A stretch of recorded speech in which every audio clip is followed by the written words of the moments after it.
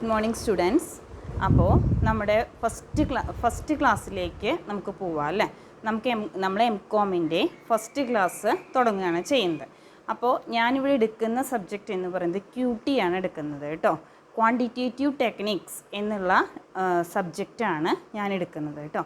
അപ്പോൾ ഈ quantitative techniques എന്നുള്ളത് നിങ്ങൾ ബികോമിന് 4th സെമ്മിൽ കേട്ടിട്ടുണ്ടായിരിക്കും അല്ലേ. അപ്പോൾ അതുമാതിരി തന്നെ അതിൻ്റെ കണ്ടിന്യൂവേഷനായിട്ടാണ് നമുക്ക് പഠിക്കാനുള്ളത് കേട്ടോ. അപ്പോൾ നമുക്കിതിൽ ആദ്യം തന്നെ നമുക്ക് ഏതൊക്കെ ബുക്കുകളാണ് നമുക്കിതിൽ പഠിക്കാനുള്ളത് അല്ലേ. അപ്പോൾ നമുക്ക് ആദ്യം തന്നെ ഫസ്റ്റ് സെമ്മിനെ പറ്റിയിട്ട് ചെറുതായിട്ടൊരു ഇൻട്രൊഡക്ഷൻ മാതിരി പറയാം, എന്നിട്ട് നമ്മുടെ സബ്ജക്റ്റിലോട്ട് പോവാം അല്ലേ. അപ്പോൾ നിങ്ങൾക്ക് പഠിക്കാനുള്ള ബുക്കുകൾ ഏതൊക്കെയാണ് നമുക്ക് പഠിക്കാനുള്ളതിനെ വെച്ചെങ്കിൽ അതിനെപ്പറ്റി ജസ്റ്റ് ഒരു ഐഡിയ കിട്ടുന്നതിന് വേണ്ടിയാണ് ഞാനിത് പറയുന്നത്. അപ്പോൾ വേറെ വല്ല സബ്ജക്റ്റ് എടുക്കുന്ന ടീച്ചേഴ്സ് പറഞ്ഞിട്ടുണ്ടായിരിക്കാം നിങ്ങൾക്ക് ഏതൊക്കെയാണ് പഠിക്കാനുള്ളത് എന്നുള്ളത് പറഞ്ഞിട്ടുണ്ടായിരിക്കാം. എന്നാലും ഞാൻ ക്വാണ്ടിറ്റേറ്റീവ് ടെക്നിക്സ് എടുത്ത് തുടങ്ങുന്നതിന് മുന്നേ ആയിട്ട് നിങ്ങൾക്ക് ഫസ്റ്റ് സെമ്മിൽ ഏതൊക്കെ പേപ്പറുകളാണ് പഠിക്കാനുള്ളത് വെച്ചെങ്കിൽ അതിനെപ്പറ്റി ജസ്റ്റ് ചെറിയൊരു ഐഡിയ പറയുകയാണ് ചെയ്യുന്നത്. അപ്പോൾ ശ്രദ്ധിക്കുക. അപ്പോൾ നമ്മൾ ആദ്യം നമുക്ക് 5 പേപ്പറുകളാണ് നമുക്ക് മൊത്തം എംകോമിന് പഠിക്കാനുള്ളത്. 4 സെമ്മാണ് നമുക്ക് പഠിക്കാനുള്ളത് അല്ലേ. അതൊക്കെ നിങ്ങൾക്ക് അറിയാമായിരിക്കാം അല്ലേ. അപ്പോൾ നമുക്ക് എംകോമിന് മൊത്തം 4 സെമ്മ് പഠിക്കാനുണ്ട്. ഓരോ സെമ്മിലും 5 പേപ്പറുകൾ വീതമാണ് നമുക്ക് പഠിക്കാനുള്ളത് കേട്ടോ. അപ്പോൾ ഫസ്റ്റ് സെമ്മിൽ നമുക്ക് പഠിക്കാനുള്ളത് ഫസ്റ്റ് എന്ന് പറയുന്നത് ബിസിനസ് എൻവയോൺമെൻറ്റ് പോളിസി എന്ന് പറഞ്ഞിട്ടുള്ള ഒന്നാണ് ആദ്യത്തെ പേപ്പർ, ഫസ്റ്റ് പേപ്പറായിട്ട് നമുക്ക് പഠിക്കാനുള്ളത്. സെക്കൻഡ് പേപ്പറായിട്ട് നമുക്ക് പഠിക്കാനുള്ളത് QT ആണ്. QT എന്ന് പറഞ്ഞാൽ ക്വാണ്ടിറ്റേറ്റീവ് ടെക്നിക്സ് അല്ലേ. ഞാൻ എടുക്കുന്ന പേപ്പറാണ് ക്വാണ്ടിറ്റേറ്റീവ് ടെക്നിക്സ് എന്നുള്ളൊരു ബുക്കാണ് നമുക്ക് പഠിക്കാനുള്ളത്. പിന്നെ പഠിക്കാനുള്ളത് corporate governance and business ethics എന്നുള്ളതാണ് നമ്മുടെ 3ാമത്തെ ബുക്കായിട്ട് നമുക്ക് പഠിക്കാനുള്ളത് കേട്ടോ. ഏതാണ്? Corporate governance. ഇതൊക്കെ നിങ്ങൾ കേട്ടിട്ടുണ്ടായിരിക്കാം. ബികോമിൽ നമുക്ക് ഓരോ സെമ്മിലായിട്ട് നമ്മൾ ഓരോന്ന് കേട്ടിട്ടുണ്ട്. അപ്പോൾ അതിനെയൊക്കെ പറ്റിയിട്ട് നമ്മൾ വൈഡായിട്ട് പഠിക്കുന്നു എന്ന് മാത്രമേ ഉള്ളൂ. അതിൽ പഠിച്ചതിനേക്കാൾ കുറച്ചും കൂടി നമ്മൾ പഠിക്കുന്നു എന്ന് മാത്രമാണ് ഇതിലുള്ളത് അല്ലേ. അപ്പോൾ നമുക്കിനി മൂന്നാമത്തെ പേപ്പറായിട്ട് നമ്മൾ പറഞ്ഞു corporate governance and business ethics എന്നുള്ളതാണ് നമുക്ക് പഠിക്കാനുള്ളത്. പിന്നെ പഠിക്കാനുള്ളതാണ് അഡ്വാൻസ്ഡ് മാനേജ്മെൻറ്റ് അക്കൗണ്ടിങ് എന്നുള്ളതാണ്. അഡ്വാൻസ്ഡ് മാനേജ്മെൻറ്റ് അക്കൗണ്ടിങ് എന്നുള്ളത് ലാസ്റ്റ് പേപ്പറാണ്.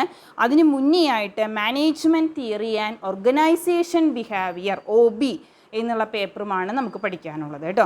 അപ്പോൾ നിങ്ങൾക്ക് ഏതൊക്കെ ബുക്കുകളാണ് പഠിക്കാനുള്ളത് എന്നുള്ളതിനെ പറ്റി ഒരു ജസ്റ്റ് ഐഡിയ കിട്ടിയിട്ടുണ്ടായിരിക്കും. അപ്പോൾ നമ്മൾ 5 സബ്ജക്റ്റാണ് നമുക്ക് ഈ ഫസ്റ്റ് സെമ്മിൽ പഠിക്കാനുള്ളത് കേട്ടോ. 5 സബ്ജക്റ്റ് എന്ന് പറഞ്ഞാൽ ഫസ്റ്റ് സബ്ജക്റ്റ് എന്ന് പറഞ്ഞാൽ ബിസിനസ് എൻവയോൺമെൻറ്റ് പോളിസി എന്ന് പറയുന്നതാണ് ഫസ്റ്റ്. സെക്കൻഡ് എന്ന് പറയുന്നത് QT. തേർഡ് വൺ എന്ന് പറയുന്നത് corporate governance and business ethics എന്നുള്ളതാണ്. പിന്നെ fourth one management theory and organisation behaviour എന്നുള്ളതാണ് ഫോർത്ത്. ഫിഫ്ത്ത് വൺ എന്ന് പറയുന്നത് അഡ്വാൻസ്ഡ് മാനേജ്മെൻറ്റ് അക്കൗണ്ടിങ്. ഇത്രയും ആണ് നമുക്ക് എംകോമിൽ ഫസ്റ്റ് സെമ്മിൽ പഠിക്കാനുള്ള പേപ്പറുകളായിട്ട് പറയാനുള്ളത് കേട്ടോ. അപ്പോൾ ഇതിൽ ഞാൻ എടുക്കുന്നത് എന്ന് പറയുന്നത് QT ആണ് അല്ലേ. അപ്പോൾ QTയെ പറ്റി നമുക്ക് ആദ്യം അതിൽ ഏതൊക്കെ ചാപ്റ്ററുകളാണ് പഠിക്കാനുള്ളത്, എങ്ങനെയൊക്കെയാണ് സിലബസ് ഉള്ളത് വെച്ചെങ്കിൽ അത് പറഞ്ഞിട്ട് നമുക്ക് ഓരോ ചാപ്റ്ററിലോട്ട് പോവാം അല്ലേ. അപ്പോൾ വളരെ ബുദ്ധിമുട്ടൊന്നുമില്ല, വളരെ സിമ്പിളാണ്. നമുക്ക് 5 മൊഡ്യൂളുകളാണ് നമ്മളിപ്പോൾ ബികോമിനൊക്കെ പഠിക്കുമ്പോഴും ഓരോ സെമ്മിൽ പഠിക്കുമ്പോൾ 5 മൊഡ്യൂളുകളാണ് നമുക്ക് പഠിക്കാനുള്ളത് അല്ലേ. അതേമാതിരി തന്നെ ഇതിൽ 5 മൊഡ്യൂളുകളാണ് നമുക്ക് പഠിക്കാനുള്ളത് കേട്ടോ. അപ്പോൾ ഓരോ മൊഡ്യൂളുകൾ ഏതൊക്കെയാണ് എന്നുള്ളതൊന്ന് നിങ്ങൾക്ക് ആദ്യം ജസ്റ്റ് ഒന്ന് മനസ്സിലാക്കിയിട്ട് നമുക്ക് നമ്മുടെ ക്ലാസ്സിലോട്ട് പോവാം അല്ലേ. അപ്പോൾ ശ്രദ്ധിക്കുക. ഫസ്റ്റ് എന്ന് പറയുന്നത് മൊഡ്യൂൾ 1 എന്ന് പറയുന്നത് 5 മൊഡ്യൂളാണ് നമുക്കിതിൽ പഠിക്കാനുള്ളത്. ആദ്യത്തെ മൊഡ്യൂൾ എന്ന് പറയുന്നത് മൊഡ്യൂൾ 1ൽ പറയുന്നത് ഫസ്റ്റ് മൊഡ്യൂൾ എന്ന് പറയുന്നത് ക്വാണ്ടിറ്റേറ്റീവ് ടെക്നിക്സ് മൊഡ്യൂൾ 1. അപ്പോൾ നമ്മളിവിടെ എടുക്കുന്നത് S1 MCOM അല്ലേ. MCOമിൻ്റെ ക്വാണ്ടിറ്റേറ്റീവ് ടെക്നിക്സ് എന്നുള്ള ബുക്കാണ് നമ്മൾ എടുക്കുന്നത്. ക്വാണ്ടിറ്റേറ്റീവ് ടെക്നിക്സ് ക്വാണ്ടിറ്റേറ്റീവ് ടെക്നിക്സ് അല്ലേ. S1 MCOM ക്വാണ്ടിറ്റേറ്റീവ് ടെക്നിക്സ് എന്ന് പറയുന്നത് പേപ്പർ 2 ആണ്. 2ാമത്തെ പേപ്പറാണ് ക്വാണ്ടിറ്റേറ്റീവ് ടെക്നിക്സ് എന്ന് പറയുന്നത്. QT നമുക്ക് പഠിക്കാനുള്ളത് അല്ലേ. അപ്പോൾ നമ്മൾ അതിൽ മൊഡ്യൂൾ 1 ആയിട്ട് നമ്മൾ പറയുന്നത് ഫസ്റ്റ് വൺ ക്വാണ്ടിറ്റേറ്റീവ് ടെക്നിക്സ് എന്നുള്ളത് തന്നെയാണ് അതിൽ പറയുന്നത്. നോക്കാം കേട്ടോ. ഫസ്റ്റ് വണ്ണിൽ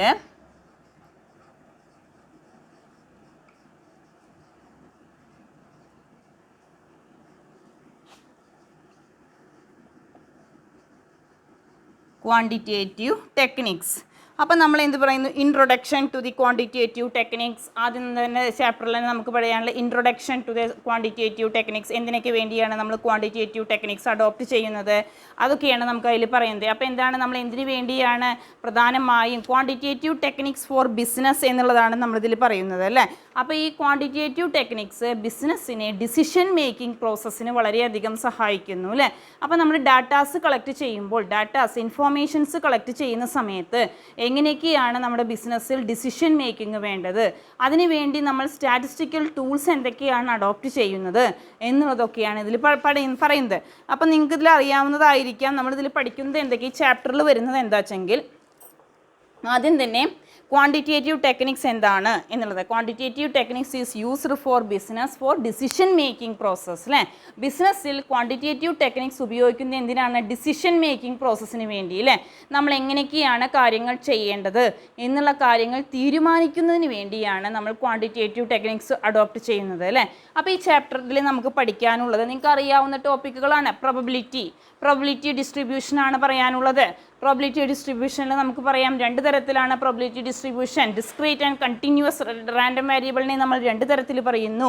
discrete random variable, continuous random variable അല്ലേ. പിന്നെ എന്താ നമുക്ക് അതിൽ പറയാനുള്ളത്, പിന്നെ നമുക്ക് അതിൽ പഠിക്കാനുള്ളതാണ് binomial distribution, Poisson distribution, normal distribution. അതൊക്കെയാണ് ഈ ഫസ്റ്റ് ചാപ്റ്ററിൽ ഈ ക്വാണ്ടിറ്റേറ്റീവ് ടെക്നിക്സ് എന്നുള്ള മൊഡ്യൂൾ 1 വരുന്നതാണ് ഞാൻ ഈ പറയുന്നത്.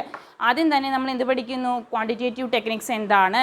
അപ്പോൾ നമുക്കറിയാം quantitative techniques is used for business, എന്തിനു വേണ്ടി, ഫോർ ഡിസിഷൻ മേക്കിംഗ് പ്രോസസ്സിന് വേണ്ടിയാണ് ക്വാണ്ടിറ്റേറ്റീവ് ടെക്നിക്സ് ഉപയോഗിക്കുന്നത് എന്നൊക്കെ നമുക്കറിയാവുന്നതാണ് അല്ലേ. അപ്പോൾ നമ്മൾ പറഞ്ഞു പിന്നെ നമുക്ക് ഈ ചാപ്റ്ററിൽ പഠിക്കാനുള്ളത് എന്തൊക്കെയാ വെച്ചെങ്കിൽ പ്രോബബിലിറ്റി ഡിസ്ട്രിബ്യൂഷൻ ആണ്. അതിൽ നമുക്ക് പഠിക്കാനുള്ളത് binomial distribution, Poisson distribution, normal distribution അല്ലേ. അപ്പോൾ നമുക്കറിയാം രണ്ട് തരത്തിലാണ് റാൻഡം വേരിയബിൾ ഉള്ളത്. ഡിസ്ക്രീറ്റ് റാൻഡം വേരിയബിളും ഉണ്ട്, കണ്ടിന്യൂസ് റാൻഡം വേരിയബിളും ഉണ്ട്. സ്പെസിഫൈഡ് വാല്യൂസ് എടുത്തിട്ടാണ് നമ്മൾ കണക്കുകൾ ചെയ്യുന്നതെങ്കിൽ അതിനെ ബൈനോമിയലും പോയിസോണുമാണ് അപ്ലൈ ചെയ്യുന്നത്. ഗിവൺ വാല്യൂസ് എടുത്തിട്ടാണ് നമ്മൾ ചെയ്യുന്നതെങ്കിൽ അതിനെ നോർമൽ ഡിസ്ട്രിബ്യൂഷനാണ് നമ്മൾ അഡോപ്റ്റ് ചെയ്യുന്നത്. അതൊക്കെ നമുക്കറിയാം. പിന്നെ ടെസ്റ്റിംഗ് ഓഫ് ഹൈപ്പോത്തസിസ്, ഇത്രയും ഭാഗങ്ങളാണ് ഫസ്റ്റ് മൊഡ്യൂളിൽ വരുന്നത്. എനിക്ക് ചെറിയൊരു ഐഡിയ കിട്ടാൻ വേണ്ടി മാത്രമാണ് ഞാനിത് പറഞ്ഞുകൊണ്ടിരിക്കുന്നത് കേട്ടോ. അപ്പോൾ ഫസ്റ്റ് ചാപ്റ്ററിൽ നമ്മൾ മൊഡ്യൂൾ 1 എന്നുള്ളതിൽ പഠിക്കുന്നത് ക്വാണ്ടിറ്റേറ്റീവ് ടെക്നിക്സ്. അതിൽ നമുക്ക് quantitative techniques, what is meant by quantitative techniques, what are the uses of quantitative techniques, എന്തിനൊക്കെ വേണ്ടി ക്വാണ്ടിറ്റേറ്റീവ് ടെക്നിക്സ് ഉപയോഗിക്കുന്നു എന്നുള്ള കാര്യങ്ങളൊക്കെയാണ് നമ്മളിതിൽ പഠിക്കുന്നത്.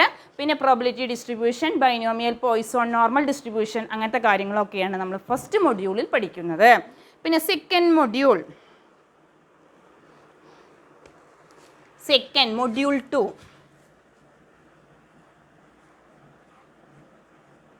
മൊഡ്യൂൾ 2 എന്നുള്ളതിൽ നമ്മൾ പഠിക്കുന്നത് എന്താണെന്ന് വെച്ച് കഴിഞ്ഞാൽ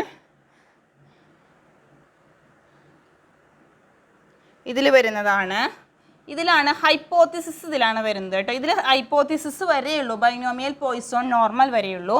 ഹൈപ്പോത്തിസിസ് എന്ന് പറയുന്ന ചാപ്റ്റർ സെക്കൻഡ് മൊഡ്യൂളിലാണ് നമ്മൾ ആരംഭിക്കുന്നത് കേട്ടോ. ഹൈപ്പോത്തിസിസ്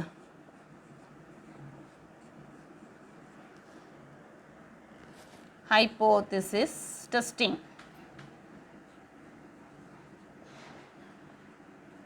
ഹൈപ്പോത്തിസിസ് ടെസ്റ്റിങ്ങിന് നമുക്ക് പറയാനുള്ള ടൈപ്പ് 1 എറർ, ടൈപ്പ് 2 എറർ, പിന്നെ സെറ്റ് ടെസ്റ്റ്, ടി ടെസ്റ്റ് അല്ല, അതൊക്കെ നമുക്കറിയാം. ഹൈപ്പോത്തിസിസ് നമ്മൾ കഴിഞ്ഞ 4th സെമ്മിൽ ചെറുതായിട്ട് കേട്ടിട്ടുണ്ടായിരിക്കുക അല്ലേ. ഹൈപ്പോത്തിസിസ് എന്ന് പറഞ്ഞാൽ അനുമാനം അല്ലേ.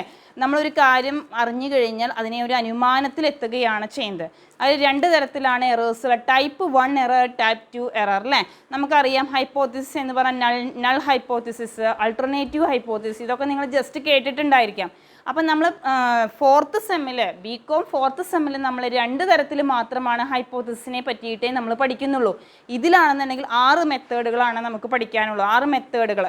അപ്പോൾ അതിനേക്കാൾ കൂടുതലായിട്ട് 4 എണ്ണം കൂടി നമുക്ക് എക്സ്ട്രാ പഠിക്കാനുണ്ട് എന്നുള്ളതാണ് ഇതിൻ്റെ ഒരു പ്രത്യേകത. ഹൈപ്പോത്തിസിസ് എന്നുള്ളതാണ് സെക്കൻഡ് മൊഡ്യൂളിൽ നമുക്ക് പഠിക്കാനുള്ളത് കേട്ടോ. പിന്നെ തേർഡ് മൊഡ്യൂൾ 3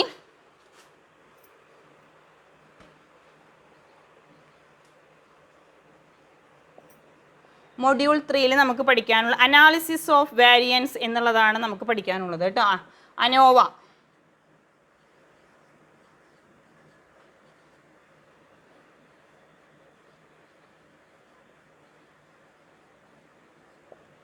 തേർഡ് മൊഡ്യൂളിൽ നമുക്ക് പഠിക്കാനുള്ളതാണ് അനാലിസിസ് ഓഫ് വാരിയൻസും പിന്നെ chi square test.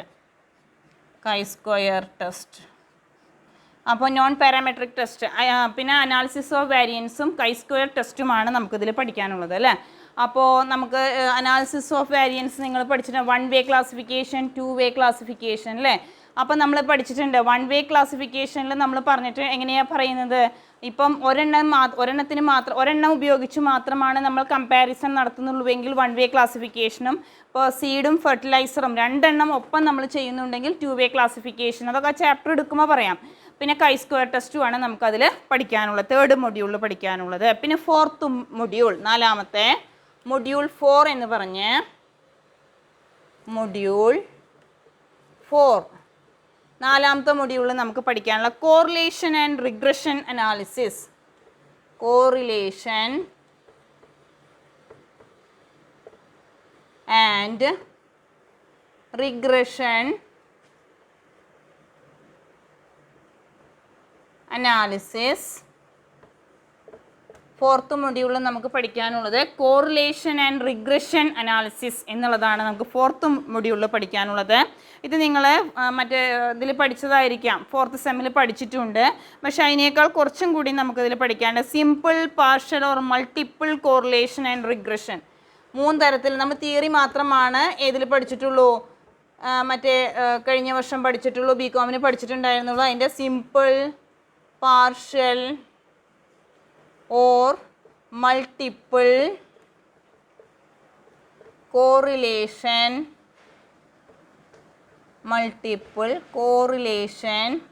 or regression. മനസ്സിലാവുന്നുണ്ടോ? അപ്പോൾ മൊഡ്യൂൾ 4 ഇതാണ് പഠിക്കാനുള്ളത്. മൊഡ്യൂൾ 4 എന്ന് പറഞ്ഞാൽ കോറിലേഷനും റിഗ്രഷനും പഠിക്കണം. അത് കഴിഞ്ഞ് കഴിഞ്ഞാൽ simple, partial, multiple, correlation and regression, അങ്ങനെ ചാപ്റ്റർ പഠിക്കാൻ. പിന്നെ മൊഡ്യൂൾ 5 എന്ന് പറഞ്ഞിട്ട് നമുക്ക് പറയാനുള്ളത് നെക്സ്റ്റ് വൺ, ഇപ്പോൾ 4 അല്ലേ, മൊഡ്യൂൾ 5 പഠിക്കാനുള്ളത് use of Excel. Use of തിയറിയാണ്, കണക്ക് നമുക്ക് ചെയ്യാനില്ല. Use of Excel and SPSS for quantitative methods. For quantitative methods. ഇതാണ് നമുക്ക് 5ാമത്തെ മൊഡ്യൂളായിട്ട് പഠിക്കാനുള്ള. മൊഡ്യൂൾ 5 എന്നുള്ളതിൽ പറയുന്നത് ഏതൊക്കെയാണ്? യൂസ് ഓഫ് എക്സലും അതേമാതിരി തന്നെ എന്താ പറയുന്നത് SPSS. എന്താ ഈ SPSS എന്ന് പറഞ്ഞു കഴിഞ്ഞാൽ എന്താ ഉദ്ദേശിക്കുന്നത് വെച്ചാൽ statistical package in social science. അതിനെയാണ് നമ്മൾ എന്ത് പറയുന്നത് SPSS എന്ന് പറയുന്നത്. അപ്പോൾ സ്റ്റാറ്റിസ്റ്റിക്കൽ പാക്കേജ് എന്താണ്? സ്റ്റാറ്റിസ്റ്റിക്കൽ പാക്കേജ് ഇൻ സോഷ്യൽ സയൻസിൽ സ്റ്റാറ്റിസ്റ്റിക്കൽ പാക്കേജുകൾ ഏതൊക്കെയാണ്? അത് തിയറിയാണ്, തിയറി ബേസ്ഡ് ആയ ഒരു ചാപ്റ്ററാണ് നമുക്കത് പഠിക്കാനുള്ളത് കേട്ടോ. ഇത്രയും 5 മൊഡ്യൂളുകളാണ് നമുക്ക് MCOMൻ്റെ ഇതിൽ QTയിൽ പഠിക്കാനുള്ളത് കേട്ടോ. 5 മൊഡ്യൂളുകളാണ്, അത്യാവശ്യമുണ്ട്. ഓരോ ചാപ്റ്ററുകളും നമുക്ക് അത്യാവശ്യം വൈഡായിട്ട് പഠിക്കാനുണ്ട്. കുറച്ച് ധാരാളം പോർഷൻസ് നമുക്ക് പഠിക്കാൻ കവർ ചെയ്യാനുമുണ്ട്. പക്ഷേ ശ്രദ്ധിച്ചു കഴിഞ്ഞാൽ വളരെ എളുപ്പമാണ്, ബുദ്ധിമുട്ടില്ല കേട്ടോ. അപ്പോൾ ശ്രദ്ധിക്കുക. അപ്പോൾ ഞാൻ പറയാം ഓരോ മൊഡ്യൂളുകൾ ഏതൊക്കെയാണ് നമുക്ക് പഠിക്കാനുള്ളതെന്ന്. ഫസ്റ്റ് മൊഡ്യൂൾ എന്ന് പറയുന്നത് ക്വാണ്ടിറ്റേറ്റീവ് ടെക്നിക്സ്. ക്വാണ്ടിറ്റേറ്റീവ് ടെക്നിക്സിൽ എന്താ നമ്മൾ പറയുന്നത്? Quantitative techniques is used for business in decision making process അല്ലേ. ഡിസിഷൻ മേക്കിംഗ് പ്രോസസ്സിന് വേണ്ടി ബിസിനസ്സിൽ എങ്ങനെയൊക്കെയാണ് തീരുമാനങ്ങൾ എടുക്കേണ്ടത്, ആ തീരുമാനങ്ങൾ എടുത്തു കഴിഞ്ഞാൽ അതെങ്ങനെയൊക്കെ ഇംപ്ലിമെൻറ്റ് ചെയ്യണം, നടപ്പിലാക്കണം, അതിനെയൊക്കെ പറ്റി പഠിക്കുന്നതിന് വേണ്ടി നമ്മൾ മൊഡ്യൂൾ ഫസ്റ്റ് അതിൽ പിന്നെ ക്വാണ്ടിറ്റേറ്റീവ് ടെക്നിക്സിൻ്റെ തിയറി പറഞ്ഞു കഴിഞ്ഞാൽ പിന്നെ നമ്മൾ പറയുന്നത് എന്തൊക്കെയാണെന്ന് വെച്ച് കഴിഞ്ഞാൽ എന്തൊക്കെയാണ് നമ്മൾ പിന്നെ പറയുന്നത് പ്രോബബിലിറ്റി ഡിസ്ട്രിബ്യൂഷൻ പറഞ്ഞാൽ ബൈനോമിയൽ, പോയ്സോൺ, നോർമൽ ഡിസ്ട്രിബ്യൂഷൻ, അതൊക്കെയാണ് പറയുന്നത്. പിന്നെ സെക്കൻഡ് മൊഡ്യൂൾ ഹൈപ്പോത്തിസിസ് എന്ന് പറഞ്ഞ ചാപ്റ്ററാണ്. 6 മെത്തേഡ് ഹൈപ്പോത്തിസിസ് ടെസ്റ്റിംഗ് 6 മെത്തേഡാണ്. അതിൽ types of hypothesis, type 1 error എന്താണ്, 2 എറർ എന്താണ്, അതേമാതിരി തന്നെ 6 മെത്തേഡുകൾ നമുക്ക് സെറ്റ് ടെസ്റ്റും ഉണ്ട്, ടി ടെസ്റ്റും ഉണ്ട്. അപ്പോൾ സാമ്പിൾ സൈസ് കൂടുതലാണെങ്കിൽ, വലിയ സാമ്പിൾ സൈസ് ആണെങ്കിൽ നമ്മളതിന് 30ലും കൂടുതലാണ് സാമ്പിൾ സൈസ് വരുന്നത് വെച്ചെങ്കിൽ, ഇപ്പോൾ 30 ആണ് നമ്മൾ പറയുന്നത്, 30ലും കൂടുതലാണ് നമ്മുടെ സാമ്പിൾ സൈസ് വരുന്നതെങ്കിൽ നമ്മൾ സെറ്റ് ടെസ്റ്റ് അപ്ലൈ ചെയ്യും. അതല്ല 30ലും കുറവായിട്ടാണ് സാമ്പിൾ സൈസ് വരുന്നത് വെച്ചെങ്കിൽ നമ്മൾ ടി ടെസ്റ്റ് അപ്ലൈ ചെയ്യും. അതൊക്കെ നമുക്ക് ആ ചാപ്റ്റർ പഠിക്കുമ്പോൾ നമ്മുടെ സാമ്പിൾ സൈസ് ചെറുതാണോ വലുതാണോ ചെറുതാണോ നോക്കിയിട്ടാണ് ഏത് മെത്തേഡാണ് അഡോപ്റ്റ് ചെയ്യേണ്ടത് എന്നൊക്കെ നമുക്ക് പഠിക്കാനുള്ളത്. അതാണ് രണ്ടാമത്തെ മെത്തേഡ്. രണ്ടാമത്തേൽ. തേർഡിൽ പറയുന്നത് അനാലിസിസ് ഓഫ് വാരിയൻസും കൈ സ്ക്വയർ ടെസ്റ്റും. സിമ്പിളാണ്, ഒരു ബുദ്ധിമുട്ടുമില്ല, ഇത് വളരെ സിമ്പിളാണ്. പിന്നെ മൊഡ്യൂൾ 4 എന്നുള്ളതിൽ കോറിലേഷൻ റിഗ്രഷൻ, അത് വളരെ സിമ്പിളായ ഒരു ചാപ്റ്ററാണ്, നിങ്ങൾക്ക് അറിയാവുന്നതാണ്, കുറേയൊക്കെ നിങ്ങൾ പഠിച്ചിട്ടുണ്ട്, എന്നാലും അറിയാവുന്നതാണ്. പിന്നെ മൊഡ്യൂൾ 5 തിയറിയാണ്, യൂസ് ഓഫ് എക്സൽ. അപ്പോൾ നമുക്ക് കുറച്ചൊരു ബുദ്ധിമുട്ടുള്ള ചാപ്റ്റർ സെക്കൻഡ് ചാപ്റ്ററാണ്, ഹൈപ്പോത്തിസിസ് ടെസ്റ്റിംഗ് എന്ന് പറഞ്ഞിട്ട്. അപ്പോൾ ഒരു 6 മെത്തേഡ് തന്നിട്ടുണ്ട്. ആ 6 മെത്തേഡിൽ ഏത് മെത്തേഡാണ് നമ്മൾ അഡോപ്റ്റ് ചെയ്യേണ്ടത് എന്നുള്ളത് നമ്മൾ നന്നായിട്ട് മനസ്സിലാക്കിയാൽ മാത്രമാണ് നമുക്കത് ഏതാണ് അഡോപ്റ്റ് ചെയ്യേണ്ടത് എന്നുള്ള കാര്യത്തിലൊക്കെ ഒരു തീരുമാനത്തിലെത്താൻ വേണ്ടിയിട്ട് സാധിക്കുകയുള്ളൂ. അതുമാത്രമാണ് നമുക്ക് കുറച്ചൊരു ബുദ്ധിമുട്ടുള്ളത്, ബാക്കി എല്ലാതും വളരെ സിമ്പിളാണ്. അപ്പോൾ നിങ്ങൾക്ക് ഇതിൻ്റെ ഏതൊക്കെയാണ് നമുക്ക് പഠിക്കാനുള്ള ചാപ്റ്ററുകൾ ഏതൊക്കെയാണ് എന്നുള്ളതിനൊക്കെ ഒരു ചെറിയൊരു ഐഡിയ കിട്ടി എന്ന് വിചാരിക്കുന്നു കേട്ടോ. അപ്പോൾ ഞാൻ ഇതിൽ ആദ്യം നമുക്ക് തുടങ്ങുന്ന ചാപ്റ്റർ എന്ന് പറയുന്നത് മൊഡ്യൂൾ 4 ആണ് ഞാൻ ആദ്യം എടുക്കുന്നത്. മൊഡ്യൂൾ 4 എന്ന് പറയുന്നത് കോറിലേഷൻ ആൻഡ് റിഗ്രഷൻ അനാലിസിസ് എന്നുള്ള ചാപ്റ്ററാണ് ഞാൻ ആദ്യം തുടങ്ങുന്നത്. അത് നിങ്ങൾ എന്തായാലും ഒരുവിധം കേട്ടിട്ടുള്ളതായിരിക്കും. അപ്പം നമുക്കത് ആ ഫസ്റ്റ് ചാപ്റ്ററിൽ നിന്ന് തുടങ്ങാം അല്ലേ, അതാണ് ഏറ്റവും നല്ലത്. അപ്പോൾ ആദ്യമായിട്ട് നമുക്ക് കോറിലേഷൻ ആൻഡ് റിഗ്രഷൻ അനാലിസിസ് എന്നുള്ള ചാപ്റ്ററിൽ നിന്ന് തുടങ്ങാം. അപ്പോൾ എല്ലാവരും നല്ല വലിയൊരു നോട്ട്ബുക്ക് ഉപയോഗിക്കുക. അതേമാതിരി തന്നെ എന്തൊക്കെയാണോ പറയുന്നത് വെച്ചെങ്കിൽ കണക്കുകൾ ചെയ്യുമ്പോൾ അത് ഒപ്പം നോട്ട്ബുക്കിൽ അന്നത്തെ ഡേറ്റ് ഇട്ടിട്ട് ചെയ്തു പോകണം, എന്നാൽ മാത്രമേ നിങ്ങൾക്ക് കിട്ടുള്ളൂ, അല്ലെങ്കിൽ പിന്നീട് ഒന്നും മനസ്സിലാവില്ല. അപ്പോൾ അത് കാരണം കൊണ്ടാണ് പറയുന്നത് നല്ലൊരു നോട്ട്ബുക്ക് വെക്കുക, എന്നിട്ട് അതിൽ ആ കണക്കുകൾ ഏതൊക്കെയാണോ ചെയ്യുന്നത് വെച്ചെങ്കിൽ ആ കണക്കുകൾ ചെയ്യുക. ഒപ്പം ഏതൊക്കെ കണക്കുകളാണ് പറയുന്നത് വെച്ചെങ്കിൽ അത് ചെയ്യുക കേട്ടോ. അപ്പോൾ അതൊക്കെയാണ് പറയാനുള്ളത്. അപ്പോൾ നമുക്ക് ഫസ്റ്റ് ചാപ്റ്റർ തുടങ്ങാം, കോറിലേഷൻ ആൻഡ് റിഗ്രഷൻ അനാലിസിസ് എന്നുള്ള ചാപ്റ്റർ ഫസ്റ്റ് തുടങ്ങാം.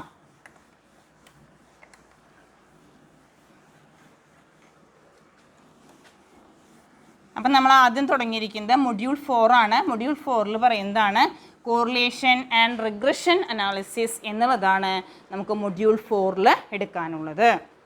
ഇനി നമുക്ക് തുടങ്ങാം. ശ്രദ്ധിക്കാം.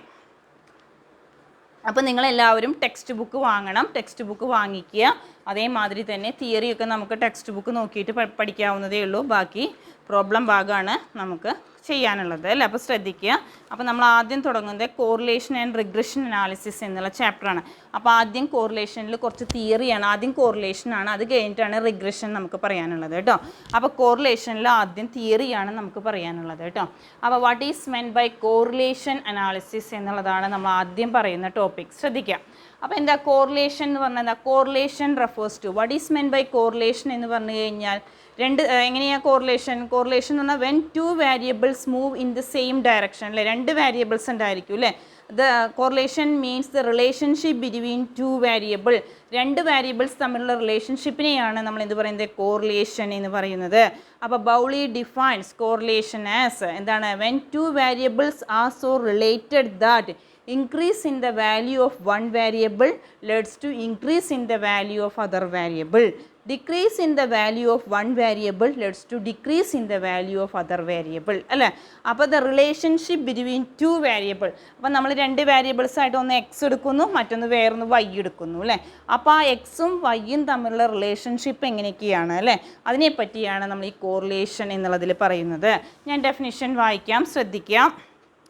Bowley defined correlation as when 2 quantities are so related that the fluctuation in ഒന്നിൽ ഫ്ലക്ച്വേഷൻ വ്യതിയാനം സംഭവിക്കുന്നുവെങ്കിൽ in one in sympathy with the fluctuation of other അല്ലേ, that an increase or decrease of one is found in connection with increase or decrease of other. Greater the magnitude of change in one, great magnitude പറഞ്ഞാൽ വലിപ്പം അല്ലേ, ഒന്നിൻ്റെ വലിപ്പത്തിൽ change ഉണ്ടായാൽ greater the magnitude of change in another അല്ലേ. അപ്പോൾ the quantities are held to അതിന് നമുക്ക് എന്ത് പറയാം, the quantities are held to be correlated. അപ്പോൾ എന്താ പറയുന്നത്, Bowley defines correlation as when two variables are so related that എന്താണ് the fluctuation in one are in sympathy with the fluctuation of other അല്ലേ greater the magnitude of change in one greater the magnitude of change in other അല്ലേ increase ഒന്നിൻ്റെ value increase ചെയ്യുമ്പോൾ മറ്റൊന്നിൻ്റെ value increase ചെയ്യുന്നു ഒന്നിൻ്റെ value decrease ചെയ്യുമ്പോൾ മറ്റൊന്നിൻ്റെ value decrease ചെയ്യുന്നു അപ്പം നമുക്ക് എന്ത് പറയാം the quantities are held to be correlated ഇവ പരസ്പരം കോറിലേറ്റഡ് ആണെന്ന് പറയാം അപ്പോൾ എന്താ നമുക്ക് ചുരുക്കി പറയാം what is meant by correlation correlation means the relationship between two variable രണ്ട് വേരിയബിൾസ് തമ്മിലുള്ള റിലേഷൻഷിപ്പിനെയാണ് നമ്മൾ എന്ത് പറയുക കോറിലേഷൻ എന്ന് പറയുന്നത് ഇനി നമുക്ക് തിയറി പാർട്ട് പറയാം ഡിഫറെൻറ്റ് കൈൻഡ്സ് ഓഫ് കോറിലേഷൻ എന്നുള്ളതാണ് നെക്സ്റ്റ് പറയാനുള്ളത് ശ്രദ്ധിക്കാം ആദ്യം പോസിറ്റീവ് ഓർ നെഗറ്റീവ് കോറിലേഷൻ പിന്നെ നമ്മൾ ഏതാ പറഞ്ഞത് ഫസ്റ്റ് വൺ എന്ന് പറയുന്നത് പോസിറ്റീവ് ഓർ നെഗറ്റീവ് കോറിലേഷൻ രണ്ടാമത് എന്ന് പറയാനുള്ള linear or non linear correlation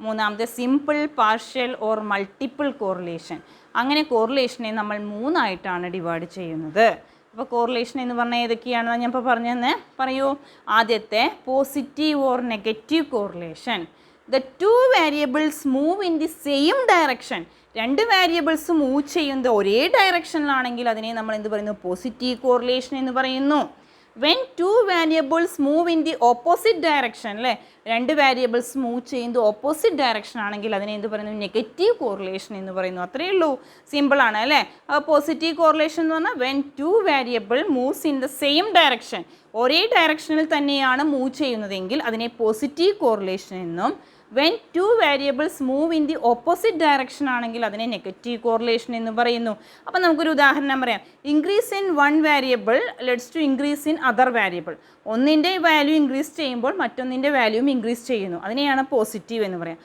negative ആണെങ്കിലോ ഒന്നിൻ്റെ വാല്യൂ ഇൻക്രീസ് ചെയ്യുമ്പോൾ മറ്റതിൻ്റെ വാല്യൂ ഡിക്രീസ് ചെയ്യുന്നു അതിനെ നെഗറ്റീവ് കോറിലേഷൻ എന്ന് പറയുന്നു മനസ്സിലാവുണ്ടാവും വിചാരിക്കുന്നു next one linear and non linear correlation linear correlation എന്ന് പറഞ്ഞു കഴിഞ്ഞാൽ ചേഞ്ച് ഉണ്ടാവുന്നത് രണ്ട് വേരിയബിൾസിൻ്റെയും വാല്യൂവിലുണ്ടാവുന്ന ചേഞ്ച് കോൺസ്റ്റൻറ്റ് റേഷ്യോയിലാണെങ്കിൽ സ്ഥിരമായ ഒരേ റേഷ്യോയിലാണ് ചേഞ്ച് ഉണ്ടാവുന്നതെങ്കിൽ അതിനെ ലീനിയർ എന്നും അതല്ല വ്യത്യസ്ത തരത്തിലാണ് ഉണ്ടാവുന്നതെങ്കിൽ നോൺ ലീനിയർ എന്നും പറയുന്നു next one simple correlation simple എന്ന് പറഞ്ഞാൽ സിമ്പിൾ അല്ലേ എന്താ അങ്ങനെ പറഞ്ഞാൽ രണ്ട് വേരിയബിൾസ് തമ്മിലുള്ള റിലേഷൻഷിപ്പിനെ പറ്റി പഠിക്കുന്നതിനെയാണ് നമ്മൾ എന്ത് പറയുന്നത് സിമ്പിൾ കോറിലേഷൻ എന്ന് പറയുന്നത് നെക്സ്റ്റ് നമുക്ക് പറയാനുള്ളത് മൾട്ടിപ്പിൾ ഓർ പാർഷ്യൽ കോറിലേഷൻ എന്നുള്ളതാണ് പറയുന്നത് മൾട്ടിപ്പിൾ കോറിലേഷൻ എന്ന് പറഞ്ഞു കഴിഞ്ഞാൽ one variable on one side all the other variable together on the other side ഒരു വേരിയബിൾ ഒരു സൈഡിലും അത് മറ്റുള്ള വേരിയബിൾസ് വേറെ സൈഡിലും ഉണ്ടാവുകയാണ് ചെയ്യുന്നത് അപ്പോൾ നമുക്ക് പറയാം relationship between yield with both rainfall and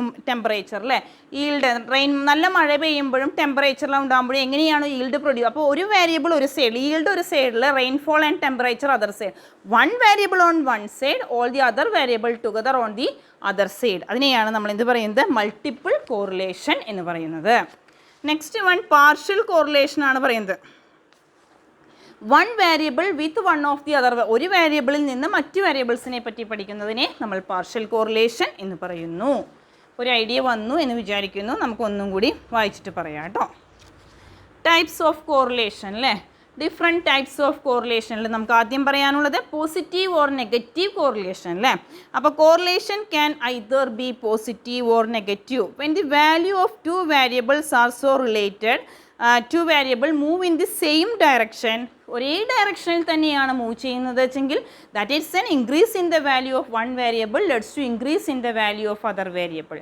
decrease in the value of one variable leads to decrease in the value of other variable that is called positive correlation അതിനെയാണ് നമ്മൾ എന്ത് പറയുന്നത് പോസിറ്റീവ് കോറിലേഷൻ എന്ന് പറയുന്നത് when two variables move in the opposite direction എന്ന് പറഞ്ഞാൽ എന്താ ഒന്നിൻ്റെ വാല്യൂ ഇൻക്രീസ് ചെയ്യുമ്പോൾ മറ്റൊന്നിൻ്റെ വാല്യൂ ഡിക്രീസ് ചെയ്യുന്നു അതിനെ നമ്മൾ നെഗറ്റീവ് കോറിലേഷൻ എന്ന് പറയുന്നു നെക്സ്റ്റ് നമുക്ക് പഠിക്കാനുള്ളത് linear and non linear correlation ആണ് കേട്ടോ അങ്ങനെ പറഞ്ഞാൽ കോൺസ്റ്റൻറ്റ് റേഷ്യോയിലാണ് ഒരേ രണ്ട് വേരിയബിൾ എക്സും വൈയും ആണ് നമ്മുടെ രണ്ട് വേരിയബിൾസ് എങ്കിൽ എക്സും വൈയും മൂവ് ചെയ്യുന്നത് കോൺസ്റ്റൻറ്റ് റേഷ്യോ പറഞ്ഞാൽ സ്ഥിരമായിട്ട് ഒരേ റേഷ്യോയിൽ തന്നെയാണെങ്കിൽ അതിനെ ലീനിയർ കോറിലേഷൻ എന്ന് പറയുന്നു X and Y move in the എന്താണ് കോൺസ്റ്റൻറ്റ് റേഷ്യോ ഒരേ റേഷ്യോയിൽ തന്നെയായിട്ടാണ് അവ മൂവ് ചെയ്യുന്നതെങ്കിൽ ലീനിയർ എന്നും ദേ മൂവ് ഇൻ ദി ഒരേ റേഷ്യോ അല്ല വെവ്വേറെ റേഷ്യോയിലാണെങ്കിൽ അതിനെ നോൺ ലീനിയർ എന്നും പറയുന്നു next one simple partial or multiple correlation simple correlation എന്ന് പറഞ്ഞാൽ എന്താ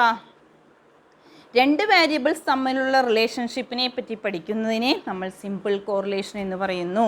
അല്ലേ, രണ്ട് വേരിയബിൾസ് തമ്മിലുള്ള റിലേഷൻഷിപ്പിനെ പറ്റി പഠിക്കുന്നതിനെയാണ് നമ്മൾ എന്ത് പറയുന്നത്, സിമ്പിൾ കോറിലേഷൻ എന്ന് പറയുന്നത്. പിന്നെ മൾട്ടിപ്പിൾ കോറിലേഷൻ എന്ന് പറഞ്ഞാൽ one variable on one side all the other variable together on the other side, അതിനെയാണ് മൾട്ടിപ്പിൾ കോറിലേഷൻ എന്ന് പറയുന്നത്. പിന്നെ നമുക്ക് പഠിക്കാനുള്ളത് ഏതാണ്, partial correlation. One variable with one of the other വേരിയബിളിനെ പറ്റി പഠിക്കുന്നതിനെ പാർഷ്യൽ കോറിലേഷൻ എന്ന് പറയുന്നു. ഇനി methods of studying correlation. Correlation study നടത്താൻ വേണ്ടി പല മെത്തേഡുകളും നമ്മൾ അഡോപ്റ്റ് ചെയ്യുന്നുണ്ട്. അതൊന്നാമത്തെയാണ് സ്കാറ്റർ ഡയഗ്രാം. പിന്നെ പറയുന്നതാണ് അത് നമ്മൾ എന്ത് ചെയ്യുന്നു, ഓരോന്ന് എങ്ങനെയൊക്കെയാണ് എക്സിൻ്റെയും വൈയുടെയും വാല്യൂസ് എന്ന് വെച്ചിട്ടുണ്ടെങ്കിൽ ഗ്രാഫിക്കലി ആയിട്ട് നമ്മൾ പ്ലോട്ട് ചെയ്യുകയാണ് ചെയ്യുന്നത്. അതിനെയാണ് സ്കാറ്റർ ഡയഗ്രാം എന്ന് പറയുന്നത്. പിന്നെ കോറിലേഷൻ ഗ്രാഫ് ഉപയോഗിക്കുന്നു. പിന്നെ പഠിക്കുന്നതാണ് കോയിഫിഷ്യൻ്റ് ഓഫ് കോറിലേഷൻ. അതാണ് നമുക്കിവിടെ പഠിക്കാനുള്ളത് കേട്ടോ. ഏതാ പഠിക്കാനുള്ളത്, കോയിഫിഷ്യൻ്റ് ഓഫ് കോറിലേഷൻ.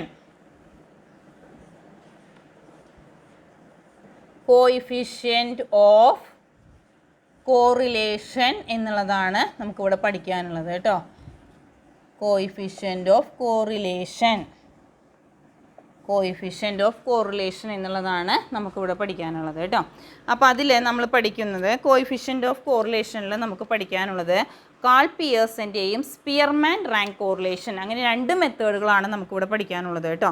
ഏതൊക്കെയാണ് നമുക്ക് കോയിഫിഷ്യൻ്റ് ഓഫ് കോറിലേഷനിൽ പഠിക്കാനുള്ളത് വെച്ചെങ്കിൽ, ഒന്നാമത്തെ കാൾ പിയേഴ്സൺസ് മെത്തേഡ്,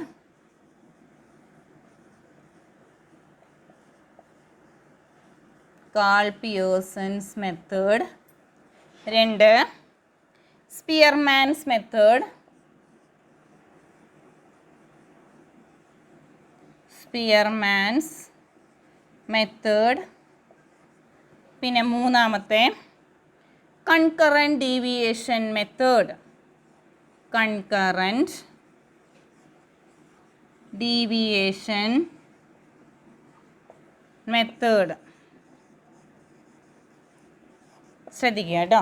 അപ്പം നമുക്ക് കോയിഫിഷ്യൻ്റ് ഓഫ് കോറിലേഷനിൽ, ഈ കോയിഫിഷ്യൻ്റ് ഓഫ് കോറിലേഷനിൽ നമുക്ക് പഠിക്കാനുള്ള 3 മെത്തേഡുകളാണ് ഈ ചാപ്റ്ററിൽ പഠിക്കാനുള്ളത്. First one Karl Pearson's method, 2 Spearman's method, 3 concurrent deviation method. അങ്ങനത്തെ 3 മെത്തേഡുകളാണ് നമുക്കിവിടെ പഠിക്കാനുള്ളത്. അപ്പോൾ ഫസ്റ്റ് വൺ എന്ന് പറയുന്നത് Karl Pearson's coefficient of correlation ആണ് നമുക്ക് പഠിക്കാൻ. നിങ്ങൾ ഫോർത്ത് സെമ്മിൽ പഠിച്ചിട്ടുണ്ടായിരിക്കും, പക്ഷേ നിങ്ങളൊക്കെ മറന്നു പോയിട്ടുണ്ടായിരിക്കും അല്ലേ. Karl Pearson's coefficient of correlation.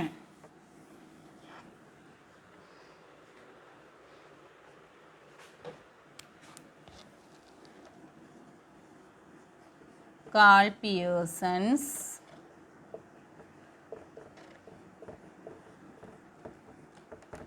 coefficient of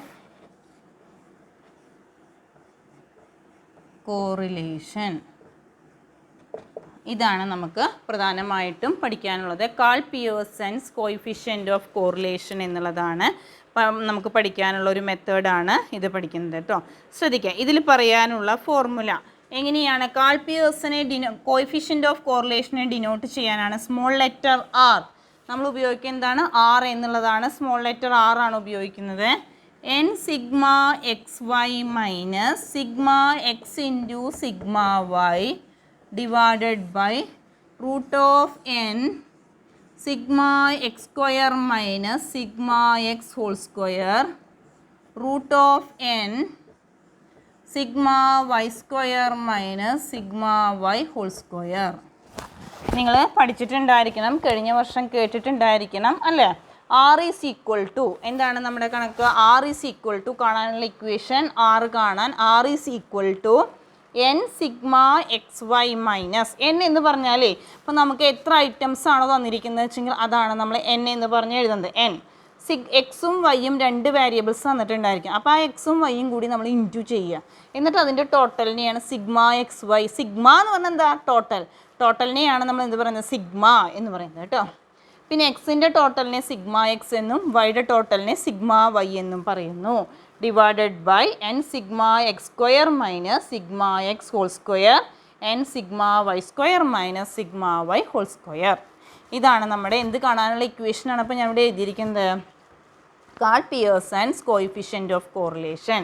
R is equal to n sigma xy minus sigma x into sigma y divided by root of n sigma x square minus sigma x whole square root of n sigma y square minus sigma y whole square. അപ്പോൾ ഇത്രയൊക്കെയാണ് നമ്മളിപ്പോൾ പറഞ്ഞത് അല്ലേ. അപ്പോൾ എന്താ നമ്മൾ ഈ chapter ഇപ്പോൾ ഏതാണ് നമ്മൾ തുടങ്ങിയിട്ടുണ്ടായിരുന്നത്? കോറിലേഷൻ എന്നുള്ളൊരു ചാപ്റ്ററാണ് നമ്മൾ തുടങ്ങിയത്. അപ്പോൾ കോറിലേഷൻ എന്ന് പറഞ്ഞു കഴിഞ്ഞാൽ രണ്ട് വേരിയബിൾസ് തമ്മിലുള്ള റിലേഷൻഷിപ്പിനെയാണ് നമ്മൾ എന്ത് പറയുന്നത്? കോറിലേഷൻ എന്ന് പറയുന്നത് അല്ലേ. അപ്പോൾ എക്സും വൈയും രണ്ട് വേരിയബിൾ അല്ലേ. അപ്പോൾ എക്സിൻ്റെയും വൈയും തമ്മിലുള്ള റിലേഷൻഷിപ്പ് രണ്ട് വേരിയബിൾസും ഒരേ തരത്തിലാണ് മൂവ് ചെയ്യുന്നതെങ്കിൽ പോസിറ്റീവ് എന്നും അതല്ല വ്യത്യസ്ത തരത്തിലാണ് മൂവ് ചെയ്യുന്നതെങ്കിൽ നെഗറ്റീവ് എന്നും പറയുന്നു അല്ലേ. അവ മൂവ് ചെയ്യുമ്പോൾ കോൺസ്റ്റൻറ്റ് റേഷ്യോ ആണെങ്കിൽ ലീനിയർ എന്നും കോൺസ്റ്റൻറ്റ് റേഷ്യോ അല്ലെങ്കിൽ അതിനെ നോൺ ലീനിയർ എന്നും പറയുന്നു. പിന്നെ simple, partial or multiple. Simple എന്ന് പറഞ്ഞാൽ രണ്ട് വേരിയബിൾസ് തമ്മിലുള്ള റിലേഷൻഷിപ്പിനെ സിമ്പിൾ കോറിലേഷൻ എന്ന് പറയുന്നു. മൾട്ടിപ്പിൾ എന്ന് പറഞ്ഞാൽ one variable on one side all the other variable together on the other side, അതിനെ മൾട്ടിപ്പിൾ കോറിലേഷൻ എന്ന് പറയുന്നു. Next one partial correlation, one variable with one of the other variable, അതിനെ നമ്മൾ partial correlation എന്ന് പറയുന്നു.